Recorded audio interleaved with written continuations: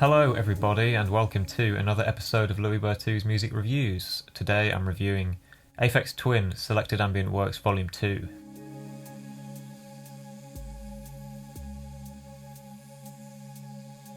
This is probably one of my personal favourite albums of all time. The Louis B stamp of approval definitely resides on this one. I didn't always like it though. I mean, there's certain tracks on here that I always loved from the moment I heard them, but then I always considered the second disc to be weaker than the first, and it wasn't until like a year ago, or maybe a little bit later than that, that it really did sort of click for me, and I sort of understood the whole package of Selected Ambient Works Volume 2. And since then, it's just been a staple, really, of my listening, and I often find myself putting it on and just really melting into the sound world on this album. And it is the kind of album where you put it on and it transforms your room into somewhere else, a different time, a different place, and it's hard to really tell where you begin and the record ends, and where you end and the record begins. It's a bit creepy in that regard. So yeah, if that sounds like your cup of tea, definitely check this album out, and I'm sure you have already if you're watching this. But yeah, Ambient Works Selected for you, Volume 2. This is Richard D. James's second full-length album. He'd released material before this in the EP form and the single form.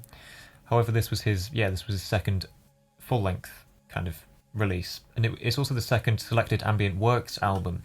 His first record was entitled Selected Ambient Works 8592, and it collates these ambient experiments and beats that he'd been sort of working on for the past those sort of 7 years, and then finally released in 1992.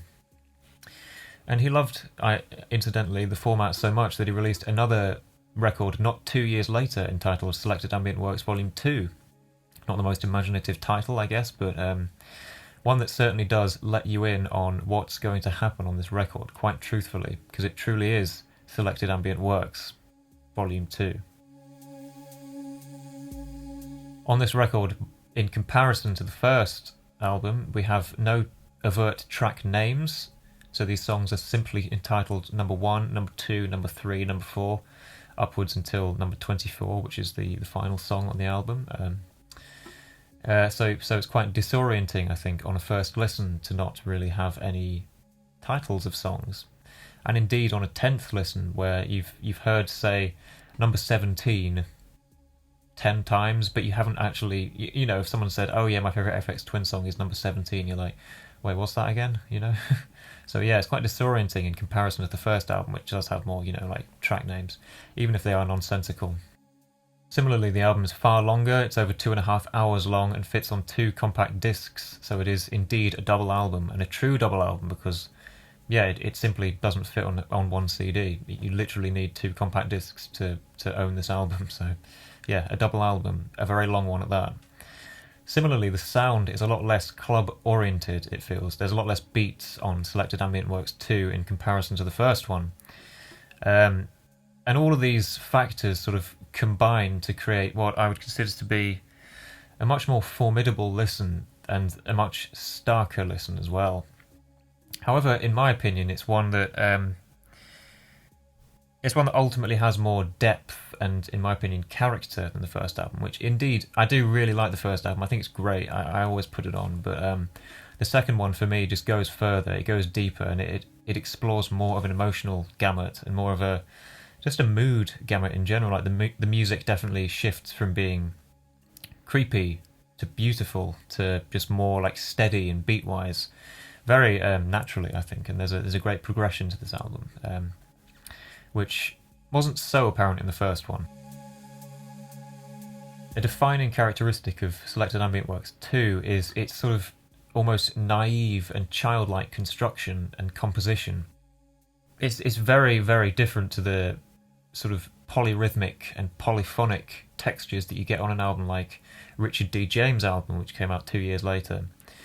By comparison, the second Ambient Works album is far simpler in its execution, and really the ideas are just laid out from the first second of the song and really just don't really alter that much in the course. And it's an interesting way of writing music, and at first it can seem like almost a cop-out, like there's no development here or something, but really I find personally that it the simplicity does this album favours, because I think the ideas are so good. These melodic little fragments and these motifs, they're so good that they almost don't need anything else added to them. They don't need frills and adornment. They just simply, they're best translated in their raw elemental states. A couple of neat sonic features on this album are firstly the use of microtones.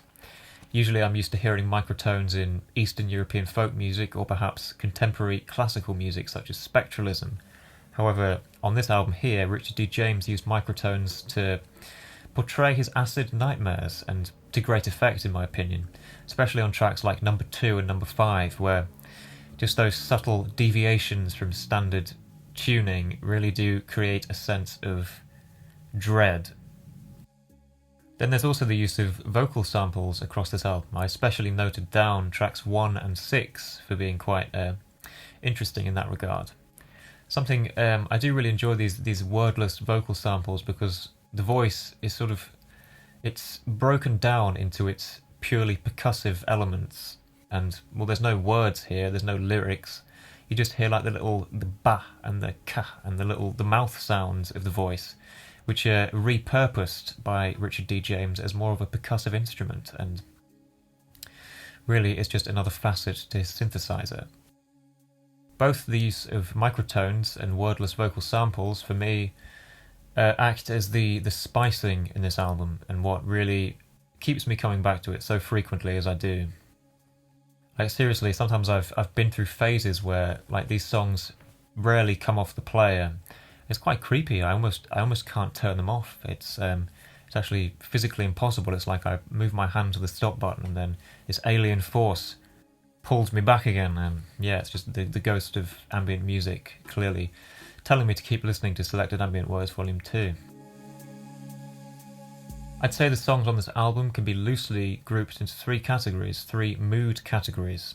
We've got the scary tracks, the more sinister ones. We've got the pretty, more beautiful sounding ambient tracks, and then there's the steadier, more beatwise tracks, which sort of chug along at a more steady rhythmic pace. Some of these more beatwise groovers that I really enjoy are numbers 8, 9, and especially 18, which, yeah, I don't know, they seem to me to soundtrack like a steady walk through, well, an alien landscape, really. I don't know if you guys have ever seen footage of LSD Dream Emulator, the game, but for me, the imagery I get from these sort of more steady, beatwise tracks is very similar to the imagery that game portrays. And it's no real coincidence, I don't think. Both were conceived, both the game and the album were conceived heavily under the use of acid, LSD, so really there's no surprises there. Then two of my favourite more mystical, pretty sounding numbers are 7 and 11, which to me both really just pop out of the track list every time I listen to this album. Something about the way those the first few moments of each of them just come in with those glassy sounding synths and then proceed to repeat like this childishly simple motif that somehow just instills this great wonder in me every time I hear it. It's funny how music does that, how like the simplest idea, you think you've heard it all before, and then suddenly something like this, something like track 7 or track 11 just really wipes the floor with you again and reminds you why you love music in the first place. By contrast, two of my favourite more scary, sinister sounding tracks are number 10 and number 24, the closer of this album. I'd say really these songs to me transcend Richard D. James's synthesizer and just become these really quite powerful, hugely cavernous sounding monoliths of ambient sound. And the first few moments of number 10 especially is chills worthy and really immediately makes the listener feel isolated on a listen through of this album. Yeah, overall this music has meant a lot to me over the past 5 years. I've always loved the first disc, especially songs, the creepier tracks like number 2 and number 10, which really just satisfied my craving for dark ambient. And similarly, the wonderfully childlike, naive sounding repeated motifs of number 7 and number 11 also piqued my interest, and I found those songs to be quite addictive, strangely enough. to be honest, it took me a while to get into the second disc just because I was getting so much mileage out of the first. I just really saw no reason to progress onto the second disc. However, this past year or two, I've really extended my listening of this album to extend the full duration of it. I simply will put it on in the background and just let it play out and really get on with other things. And it's soundtracked a lot of great times for me, really. I'll also mention that even though it is 2.5 hours long, it sustains my interest throughout, and even the weaker points on this record still at least provide some interest or pleasure to me, you know. And for that, and everything else I've mentioned, Aphex Twin Selected Ambient Works Volume 2 for me is a 10 out of 10 album. And it just goes to show how you don't need to be a virtuosic musician to produce some of the greatest music of all time and really wow a listener like me. Thanks for listening, and I'll see you in the next review. Bye-bye.